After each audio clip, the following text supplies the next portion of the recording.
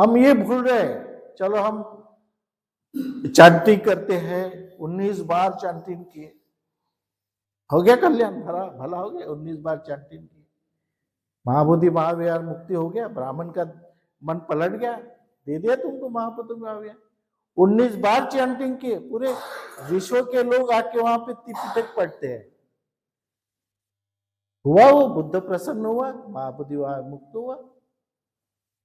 अरे विरोधक का षड्यंत्र पहचानने को ना, तो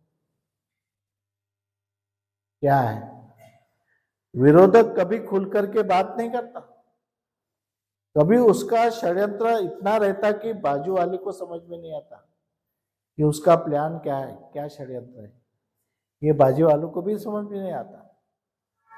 तो हम क्या समझेंगे? हमें उतना जागरूक रहने की आवश्यकता है, इतना होशियार रहने की आवश्यकता है कि हम अपने मार्ग पर चलते चलते दुश्मन की चाल भी समझना जरूरी है। जब तक हम दुश्मन की चाल नहीं समझेंगे तब तक अपनी चाल सक्सेस नहीं होती। आज एजुकेशन सिस्टम, शिक्षा क्षेत्र में उन्होंने इतना खराब कर दिया, इतना खराब किया, हर जगह भगवत गीता तो हर जगह, रामायण महाभारत ये किया, पूरा हिंदू धर्म की उन्होंने, और काल्पनिक देवी देवता और पूरा काल्पनिक जो ऐसा अभ्यासक्रम दिया बच्चों को। और जो विज्ञान ये निष्ठ एजुकेशन चाहिए था, साइंस के आधार पर, सत्य के आधार पर, अंधश्रद्धा के नहीं, सत्य के आधार पर एजुकेशन सिस्टम होने चाहिए थे, वो धीरे धीरे बाहर हो रही, आउट हो रही, दुश्मन की चाल समझने को ना। इसलिए बाबा साहब आंबेडकर कहते कि टू एजुकेट, दुश्मन कई चाल चल रहा है, दुश्मन की चाल समझने के लिए तुमको शिक्षित होना जरूरी है, तुमको समझने जरूरी है दुश्मन की चाल।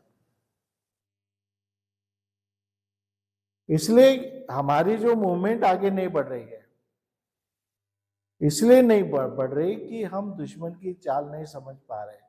अपनी चाल तो चल रहे, सब जितनी भी सामाजिक संगठनाएं अपने अपने तरीके से काम कर रही है, जितने भी राजकीय संगठनाएं वो अपने अपने दिल से काम कर रही है, अपने अपने तरीके से काम कर रही है, सभी लोग अपने अपने तरीके से काम कर रहे हैं। लेकिन दुश्मन के षड्यंत्रों को, दुश्मन के चाल को नहीं समझने के कारण हमारे सब षड्यंत्र को वो फेल कर रहा है, हमारे सभी नीतियों को फेल कर रहा है, क्योंकि हम दुश्मन की नीति नहीं समझ पा रहे हैं। और विश्व में एक ही इंसान था जो इनके षड्यंत्र को समझने वाला था, वो सिर्फ बाबा साहब आम्बेडकर, जो इनकी सारी नीतियां समझता था, उनके सारे षड्यंत्र को समझता था, क्योंकि उनके पास 32 डिग्रियां थी। 32 डिग्री, इतना अध्ययन किया तो दुश्मन की चाल तो यही समझ सकते, लेकिन हम नहीं समझ पा रहे। बाबा साहब ने पूरा रास्ता बना के दिया, हमको उनके रास्ते पे चलना चाहिए था, लेकिन हम बाबा साहब का रास्ता छोड़ दिए और गलत रास्ता, हम अंधविश्वास का रास्ता, एक भिक्षु ने बताया हुआ रास्ता, त्रिपिटक ने बताया हुआ रास्ता, ये रास्ते से हम जा रहे हैं। जो सही रास्ता जो बाबा साहब ने बताया था उसको हमने छोड़ दिया। इस कारण हमारा नुकसान जो हो रहा है वो काफी नुकसान हो रहा है। इसके लिए हमें सम्यक ये समझने की आवश्यकता है, सम्यक व्यवहार, किससे कैसा व्यवहार करना चाहिए। छोटा बच्चा है, वो तुम्हारी सुन रहा नहीं, तुमको मानता नहीं, वीडियो देखते रहता है, मोबाइल देखता है, तो उसके साथ भी हमें कैसा व्यवहार करना चाहिए ताकि उसके प्रवृत्ति में बदलाव हो, इसकी भी नीति हमें समझने को। वो भी हम नीति, हम क्या करते, गुस्सा करके एक थापड़ मार देते, तुम्हारे एक थापड़ से दुरुस्त हो गया क्या? थप्पड़ से, गुस्सा करने से वो बंद हो गया क्या? उसको प्रवृत्ति, उसकी प्रवृत्ति बदलाने की नीति हमारे में होना चाहिए। आज वो हम नहीं कर रहे, हम लोगों को जल्दी गुस्सा आ जाता है और गुस्से के कारण हम अपनी नीति नहीं बना सकते। वो लोग गुस्सा नहीं करते। हमारे विरोधक को कितना टीका टीके भाषण में कितना उनको मालूम है। शेंडी वाले क्या, तो एंटीना वाले क्या, तो ये हर इसमें ब्राह्मणवाद, ब्राह्मण को गाली देंगे हर इसमें। लेकिन उन्होंने चुपचाप सहन किया। लेकिन ऐसी नीति अपनाई कि आज तुम उनके पैर पकड़ के भी खींच नहीं सकते। इतने वो ऊंचाई पे चले गए, तुम हाथ पकड़ के यानी हाथ से पैर पकड़ के खींचने की कोशिश करेंगे तो भी तुम्हारे हाथ उनके पैर तक नहीं पहुंच सकते। इतने ऊंचाई पे चले गए। वो तुमसे झगड़ते नहीं रहे, उन्होंने अपनी नीति बनाई। ऐसी नीति बनाई कि तुम पीछे के पीछे रह जाओगे और वो सामने निकल गए। हर नीति उनकी कामयाब हो रही है, हर नीति, चाहे गलत हो या सही हो, लेकिन वो शासन कर रहे हैं। और आज हम शासन से आउट है। आज हमारे नगर सेवक नहीं आ रहे हैं। अभी देहातों में भी देखो, अभी तेलंगाना से फोन आया था, बोले कैसा क्या, वहां डायरेक्ट सरपंच की चुनाव होता है, डायरेक्ट वोटिंग से सरपंच डायरेक्ट चुना जाता है।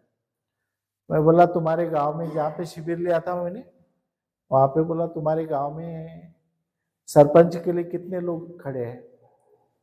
क्या बताए भत्ते जी, 4 लोग खड़े हैं बोले, एक ही समाज के, एक ही ग्रुप के 4 लोग खड़े हैं बोले। देखो क्या नीति है हमारी। इधर बाबा साहब बोलते, इधर संघं शरणं गच्छामि बोलते, संघ बोलते हैं। एक जगह के लिए हमारे समाज के अपने ग्रुप के 4 लोग खड़े हैं। हाँ, वोट बढ़ गए ना। तो ये नीति हमें समझने को होना कि कौन सी नीति कैसे है, इसको समझने की आवश्यकता है। थोड़ा रेस्ट।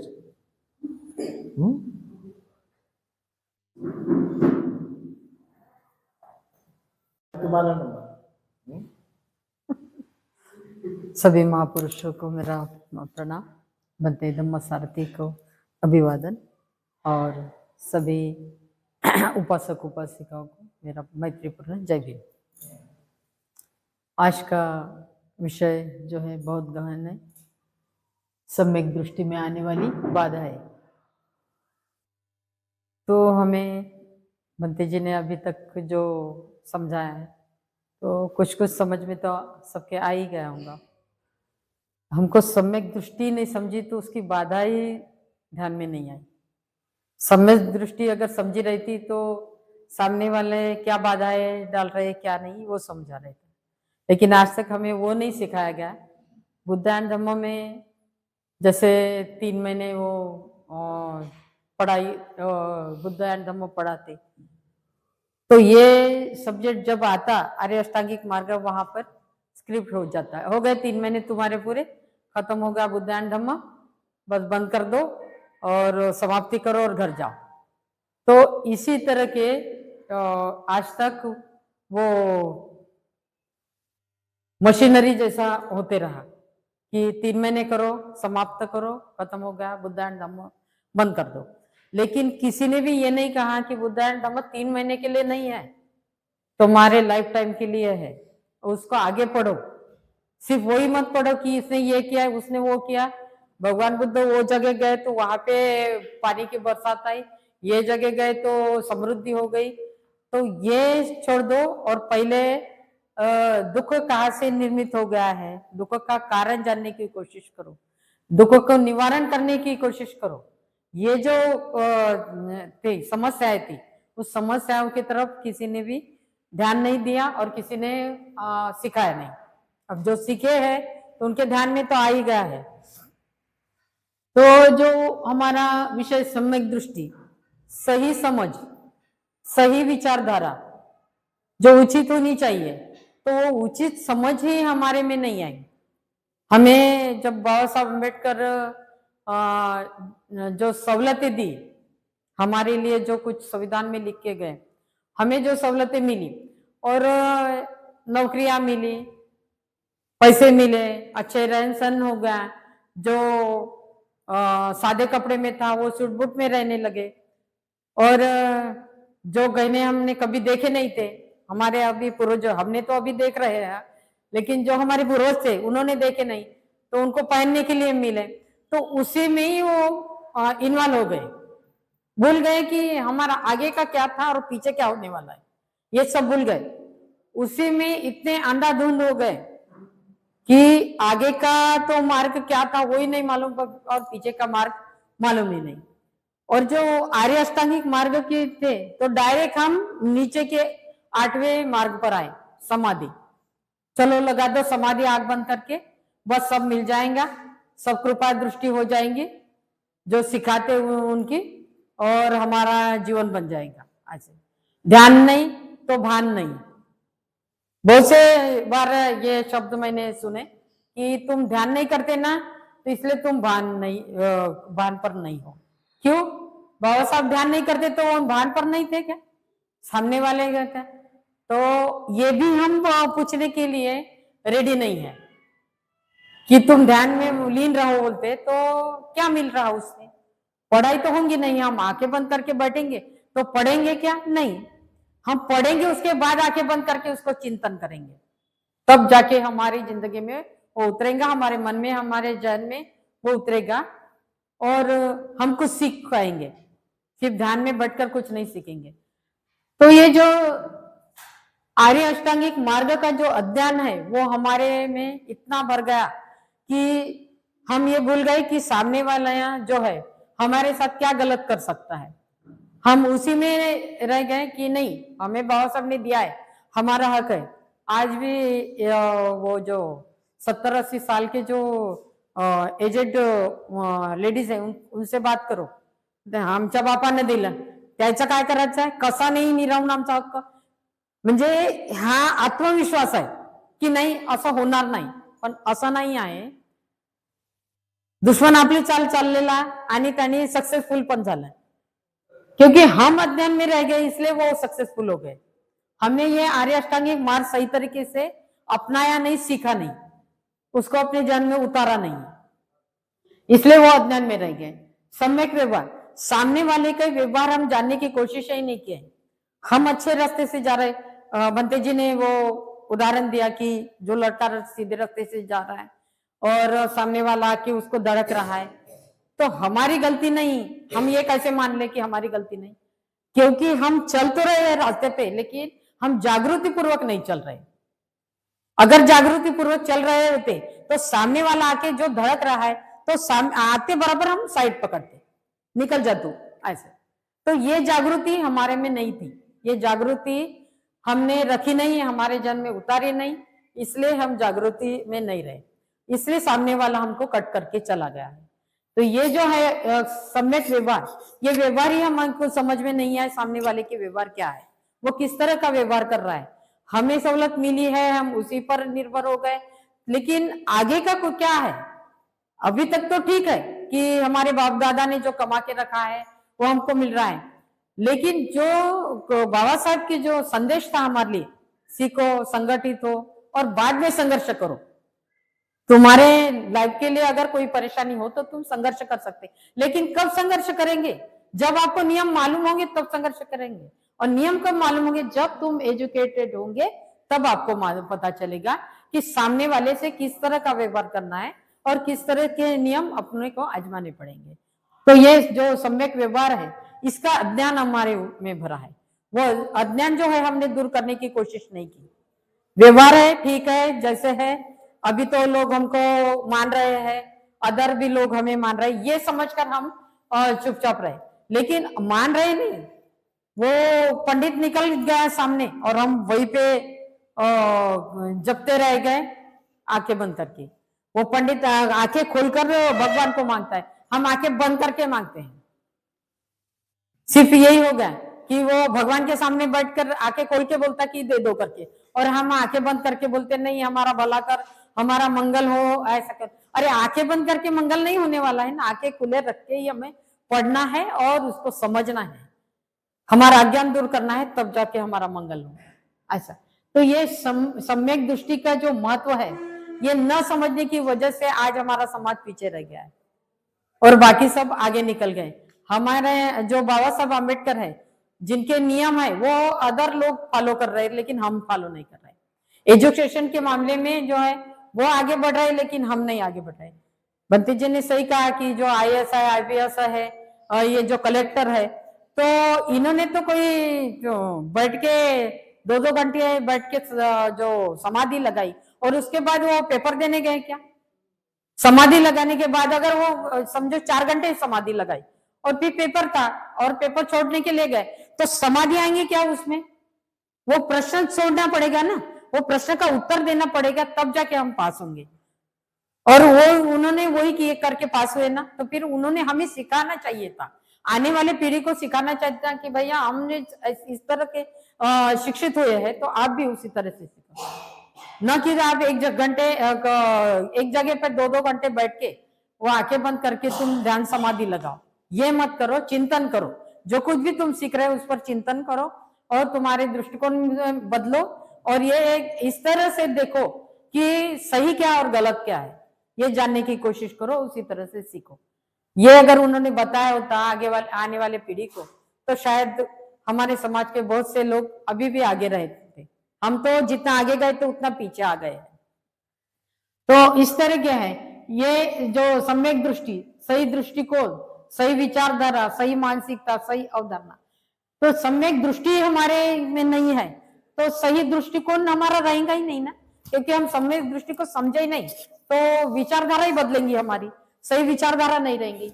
सही विचारधारा नहीं रहेंगी तो मानसिकता ही हमारी बदल जाएंगी, वो मानसिकता भी हमारी सही नहीं रहेंगी ना, वो भी बदल जाएंगी, क्योंकि विचारधारा ही बदल गए हमारे, तो वो भी बदल जाएंगे। और उसी तरह के व्यवहार भी हमारे बदल जाएंगे ऐसे। तो ये जो राइट की बात भंते जी ने कही, ये बहुत सही कही है। कम से कम जिनके दिमाग में नहीं आया होगा उनके दिमाग में अभी आएगा कि अपन कभी कभी भंते जी ने वो जो कपड़े का उदाहरण दिया कि सही नहीं हुआ, तो क्या बोलते हैं ये सही नहीं हुआ, तो कपड़े जो है सही नहीं हुआ, अपन कहते हैं नहीं राइट नहीं, सही नहीं हुआ तो राइट का क्यों ऐसे? अरे बेस्ट बोलो, ठीक है कि तुमको वो कलर अच्छा लगा, कपड़े का वो जो सिलाने का तरीका जो है वो अच्छा लगा, ब्रांडेड है, तो बेस्ट है ये बोल सकते, लेकिन वो राइट है ये नहीं बोल सकते तो, क्योंकि राइट तो है ही नहीं ना। राइट रहता तो तुमको वो पूरी तरह से फिट बैठता ऐसा। तो ये जो राइट शब्द है हमारी जिंदगी में बहुत महत्वपूर्ण है।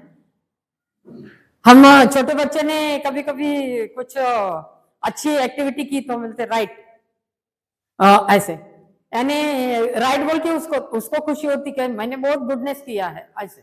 तो वो राइट बोलने के बजाय अगर बेस्ट किया है, राइट बोल यानी सही नहीं हुआ, वो बेस्ट हुआ, अच्छा है, लेकिन उसको तरीका सिखाओ कि सही करो, उसके लिए बाद में उसको राइट बोलो ऐसे। तो राइट क्यों? वो एजुकेशन में राइट होता है, एजुकेशन में अगर हम पास हो रहे तो राइट, सही उत्तर दिया तो राइट ऐसा। तो वो राइट के तरफ हम सही तरीके से देखो, वो गुडनेस बेस्ट वगैरह की तरफ से मत देखो। तो सम्यक दृष्टि का जो है हमारे जीवन में सम्यक दृष्टि कितनी महत्वपूर्ण है, पूरी लाइफ में ही सम्यक दृष्टि महत्वपूर्ण है। ये जो पहला पॉइंट है भंते जी जो बार बार सिखा रहे, गए हफ्ते में भी सिखा, उसके पहले भी, तो ये क्यों बार बार वो सिखा रहे? क्योंकि ये जो सम्यक दृष्टि हमने सीखी तो उसके बाकी के जो मार्ग है, सम्यक वाचा, व्यायाम जो है, ये सब फिर उसके पीछे आते हैं।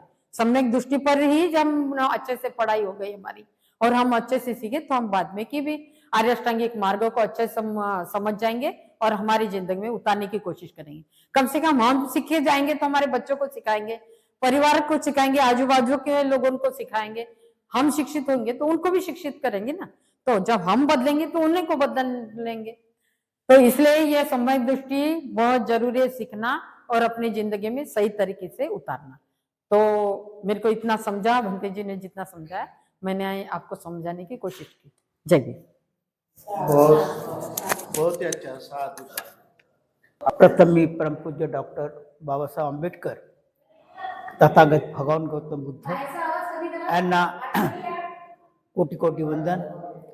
त्याचप्रमाणे पूजनीय बंधूंजी आणि संघाला माझ्या त्रिवार वंदन। बंधूनो, आज आर्य सम्यक दृष्टि से आने वाले बाधाएं विषय आहे अष्टांगिक मार्ग। जर आपल्यामध्ये अष्टांगिक मार्ग, 10 पारमिता आणि पंचशील हे तिन्ही फार महत्वाचे आहेत, कारण ह्या 23 वर आधारित धम्म आहे। पंचशील 5, 10 पारमिता आणि 8 हा संपूर्ण धम्म आधारित जो आहे हा आहे 23 वर आधारित आहे। त्यापैकी पंचशील तर फार महत्वाचे आहे, परंतु आर्य अष्टांगिक मार्ग सुद्धा महत्वाचे आहे। कारण याच्यामध्ये बंतेजींनी सांगितलेलं आहे की जोपर्यंत आपण उचित व्यवहार करणार नाही तोपर्यंत दुसऱ्याशी आपले चांगले संबंध प्रस्थापित होणार नाही, आणि म्हणून उचित संवाद करणे, व्यवहार करणे हे अति महत्वाचे आहे। त्याचप्रमाणे सम्यक दृष्टी जी आहे हा दृष्टिकोन आपल्याला बदलायला पाहिजे। डॉक्टर बाबासाहेब आंबेडकर हे फार दृष्टिकोन होते। आज विचार करत नव्हते, ते 100 वर्षाचा विचार करत होते आणि दृष्टिकोन त्यांचा फार उत्तम असा होता। आणि ते दृष्टिकोन त्यांचा असा होता की आज मी जरी आहे तरी 100 वर्षाच्या बाबासाहेब विचार करत होते, तो दृष्टिकोन आपल्याला बदलवायचा आहे। जोपर्यंत आपला दृष्टिकोन बदलणार नाही तोपर्यंत तुम्ही आपली स्वतःची प्रगती करू शकणार नाही। अगोदर स्वतःला बदलावं लागेल। जोपर्यंत तुमच्या मनातील विचार जो आहे तुम्ही स्वतः बदलणार नाही तोपर्यंत आपण दुसऱ्याला बदलू शकत नाही। हा एक आर्य अष्टांगिक मार्गाचा महत्वाचा भाग आहे।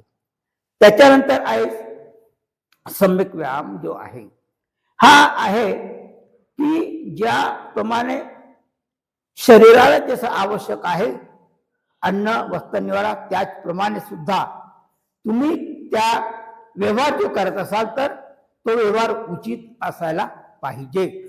जर एखादा व्यक्ती जर कमवत असेल तर त्याला जितकं पाहिजे आहे, एखादा व्यक्ती माझ्यासारखा व्यक्ती जर त्यांच्याकडे कामानिमित्त आलेला असेल तर त्याच्याकडून जास्त भ्रष्टाचार जो चालू आहे तो भ्रष्टाचार काम करणं नाही, तर त्याची नीतिमत्ता असायला पाहिजे की मला जो पगार मिळतो आहे हा पगार माझ्या कार्यासाठी मिळतो आहे, तर मी भ्रष्टाचार करणार नाही आणि बुद्धाच्या प्रमाणे नीती नियमाने वागेन। नीती आपले जर चांगलं आचरण असणार नाही तोपर्यंत आपण दुसऱ्याला सुद्धा सांगू शकत नाही।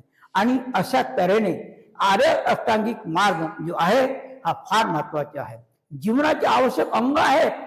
आणि जोपर्यंत आपण आर्य अष्टांगिकाच्या मार्गाचा आपण अवलंब करणार नाही तोपर्यंत आपण आपल्या कुटुंबात सुद्धा संस्कार चांगले टाकू शकत नाही। म्हणजे सांगितलं उचित सांगा काय कराल की तुम्ही जो लहान मुलगा आहे त्या लहान मुलं उदाहरण दिलं की रागवायचं नाही आहे, अगदी बरोबर आहे, तुम्ही त्याला प्रेमाने घ्या, सांगा बाबा रे हे चुकलेलं आहे, आपण धडकन त्याला मारून देतो, मग आणखी त्याला भीती निर्माण होते। तर ती भीती न होता त्याला उचित व्यवहार करायला पाहिजे, त्याचे संस्कार चांगले द्यायला पाहिजेत की जेणेकरून तो त्या गोष्टीपासून परावृत्त होईल। अशा तऱ्हेने बौद्ध धम्म हा कल्याणाचा मार्ग आहे, धम्म हा नीतीचा मार्ग आहे।